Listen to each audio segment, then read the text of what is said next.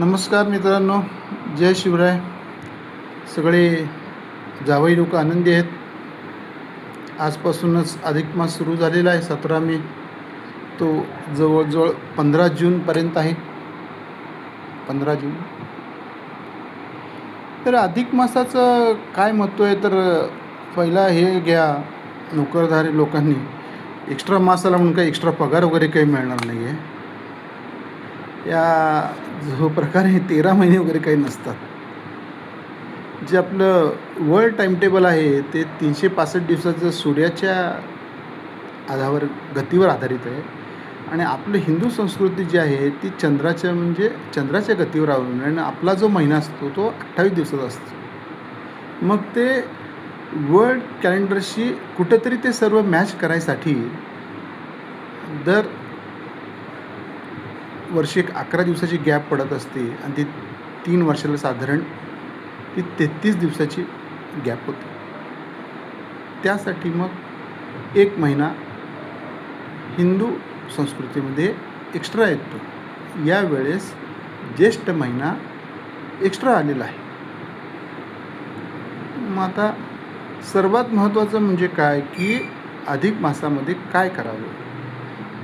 हा एक्स्ट्रा मास आल्यामुळं एक्स्ट्रा काम करायला किंवा एक्स्ट्रा जबाबदारी घ्यायला कुणालाच नको असतं. देवांमध्ये सुद्धा असंच घडलं. या महिन्याचं पालकत्व घ्यायला कुठला देव तयार झाला नाही. म्हणून या सगळ्याला लोक कोण मलमास हे ते अशी वेगळी वेगळी नावं ठेवू लागले. मग तेव्हा भगवान विष्णूंनी या महिन्याचं पालकत्व घेतलं. म्हणून हा पुरुषोत्तम मास म्हणून सुद्धा याला म्हणू लागले. मग आता भगवान विष्णूंनी याचं पालकत्व घेतलं की मग आपल्याला कुठला मंत्र म्हणावा लागेल. ओम नमो भगवते वासुदेवाय या मंत्राचा आपल्याला जास्तीत जास्त लाभ होईल जर केलं तर.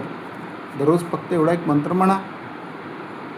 त्यानंतर 16 नामावली पण असते, ती पण म्हणा. काय 16 नावं आहेत भगवान विष्णूची. काय एवढा वेळ लागत नाही त्याला. तुम्हाला पाहिजे असेल तर सांगा, मी तुम्हाला पाठवून देईन. दुसरं सर्वात महत्त्वाचं आहे ते म्हणजे दान करणे. याला खूप महत्त्व आहे.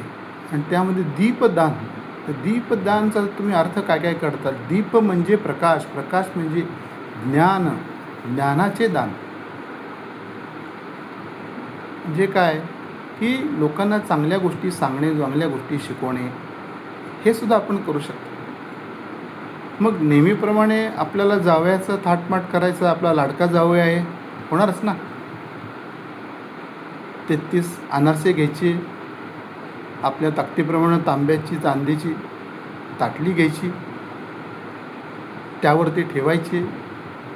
त्यावर एक तांब्याचा किंवा चांदीचा दिवा ठेवायचा, तो लावायचा. आणि तशासहित जावयाचा सत्कार करून जावयाला तो द्यायचा. मी आता तेच विचार करत होतो. जावयाला देताना पुरुषोत्तम प्रित्यर्थ असा संकल्प करून द्यायचा होता. तर पुरुषोत्तम म्हणजे पुरुषामधला उत्तम, सर्वात पुरुषोत्तम. मग आता हा जावई नेमका तसा आहे का, नका उगीच चर्चा करू. जरी नसला तरी होईल, तो सगळ्या पुरुषामधला पुरुषोत्तम होईल असं समजून आपण दरवर्षी 3 वर्षांनी अधिक मास साजरी करत असतो. आणि खरंच कोणी जर भाग्यवान असेल तर 16 ते 17 अधिक मास म्हणजे अधिकवाणा घ्यायचा, त्या जावयाचा योग येऊ शकतो. जेव्हा सासू सासरे दोघं पण सेंचुरी पूर्ण करणारे असतील तर अशाच सगळ्यांना, भरपूर जावयांना 15-16 वेळा अधिक मासाचा योग यावं. तर फक्त अधिक मासच असं नाही बरं का. समजा ज्यांना कोणाला अनारसे परवडत नाहीत, तुम्ही बत्तासे सुद्धा देऊ शकता, असं काही नाही. आणि मग त्याबरोबर अजूनही काही काही गोष्टी देऊ शकता ज्यांची ऐपत आहे, इच्छा आहे त्यांनी. परत त्यामध्ये प्रश्न पडतो की आम्हाला जावई नाही तर द्यायचं कोणाला. जावई नाही तर तुम्ही कुणालाही देऊ शकता, असं काही नाही. ते एक दानाचा प्रकार आहे ना. तरीसुद्धा तुमच्या इच्छेनुसार तुम्ही शास्त्रीला द्या, पुरोहितांना द्या, महाराजांना द्या, पुजारीला द्या, कुणालाही दान देऊ शकता तुम्ही. त्या अधिक वाणाचं म्हणजे जावयाचा संपर्क प्लस दुसरं जे दान आहे, तर या महिन्यात तर दान करायला खूप महत्त्व आहे. आणि तुम्ही जर नीट जर रेकॉर्ड जर चेक केलं, तर जेवढी काही फॉरेनच्या व्यक्ती जेवढ्या श्रीमंत आहेत, तर त्या दान करण्यामध्ये सुद्धा खूप श्रीमंत आहेत. लकीली आपला कोणाचा नंबर लागत नाही ते दान घ्यायला, फार मोठं डॉलरमध्ये दान करतात. असो, तो सगळ्यात महत्त्वाचा विषय असा आहे की हा दानाचा महिना आहे आणि दान करण्याला महत्त्व आहे. आणि 33 आकड्यालासुद्धा खूप महत्त्व आहे. 30 ते म्हणून 33 अनारसे देतात. इथं महिला मंडळाला आमच्याकडनं थोडासा सपोर्ट व्हावा म्हणून कोणाकोणाला 33 बत्तासे किंवा 33 अनारसे किंवा सर्वच याचं काही साहित्य पाहिजेल असेल, दीपदान, दीप वगैरे, तर तुम्ही आम्हाला ऑर्डर देऊ शकता. हा फार मोठा महिनाभराचा काळ आहे, त्यामुळे सहज देऊ शकता. तुम्ही संकल्प करून जावई नसला तरीसुद्धा कोणाला देऊ शकता. त्याचबरोबर आता शाळा सुरू होतील जूनमध्ये, तर तुम्ही एक 33 रेनकोट वाटायचा संकल्प करा. गरीब साधी मुलं असतात, पावसात भिजतात, त्यांना काही वह्या, पुस्तकं, गाईड्स हे 33 मुलांना द्या. तुमची ताकद असेल तर काय हरकत आहे. जाय विद्यादान, दीपदान म्हणजे दीप म्हणजे प्रकाश ना. प्रकाश म्हणजे ज्ञानाचा प्रकाश. त्यामुळे शिक्षणाला, गरजूला, याला त्याला जरूर या महिन्यात मदत करावी. दानशूर बनावं. या सगळ्या या महिन्याचं जर महत्त्व जर तुम्ही म्हणाल, तर दान देण्याला यात फार महत्त्व आहे. त्याचबरोबर अजून एक गोष्ट आहे, ती म्हणजे विवाहित स्त्रियांसाठी, ती म्हणजे आपण जोडवी घालतात, चांदीची बदलतात, वाढवतात, अधिक व्हावी म्हणून. आणि लग्नामध्ये पहिला अलंकार कुठला, तर तो जोडवी दिलेला असतो आणि त्याचीच सारखी म्हणजे सौभाग्याची वाढ हो. आता काही त्यामध्ये सायन्ससुद्धा जोडलेलं आहे की जमिनीमधून चांदी पटकन ऊर्जा वाहक करते आणि ती बरोबर आपल्या कुरुंगळीजवळच्या बोटात घातल्यामुळं त्याचा संबंध थोडाफार गर्भाशय वगैरे याच्याशी येतो. पण मी काय डॉक्टर नाही, मी काय डॉक्टर सांगतील यातलं नक्की काय ते. पण एक चांदीची जोडवी या महिन्यात बदलायची असतात, ती बदलावी, ते खूप छान असतं.